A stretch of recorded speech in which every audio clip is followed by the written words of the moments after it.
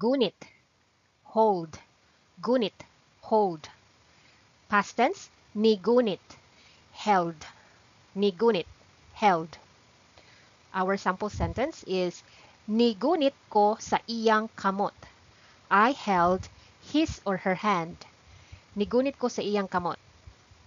Nigunit, held. Ko is I.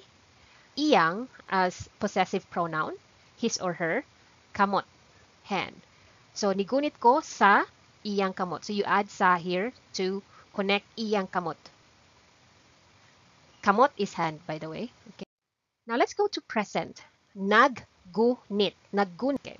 Naggunit ko og balloon. Naggunit ko og balloon. I'm holding a balloon. So, naggunit means holding. Ko is I, og a, balloon. Our object here is balloon. Kindly take note of the spelling. Okay. Naggunit ko og balloon. Naggunit ko og balloon. I'm holding a balloon. Future. Maggunit or mugunit. Will hold. Mugunit ko nimo. I will hold you. Okay? You can also say maggunit ko nimo.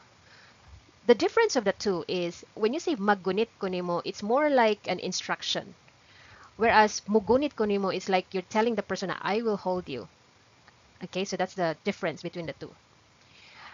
Mugunit, will hold. Ko is I, and then object pronoun, where are you going to hold? Or who are you going to hold? Okay, nimo means you. Mugunit ko nimo. Sometimes if you're going to hold someone and you're asking for permission, you can just say, mugunit ko nimo ha? You just add ha here to tell the person that I will be holding you. Okay? So, mugunit ko nimo ha? I will hold you. Now, let's have a quick review. Past, nigunit, held. Present, naggunit, holding, holding. Future, maggunit, mugunit means will hold. Future, maggunit or mugunit, will hold.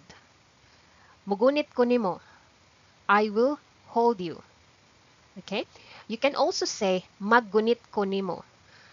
The difference of the two is when you say maggunit ko nimo, it's more like an instruction. Whereas mugunit ko nimo is like you're telling the person, I will hold you.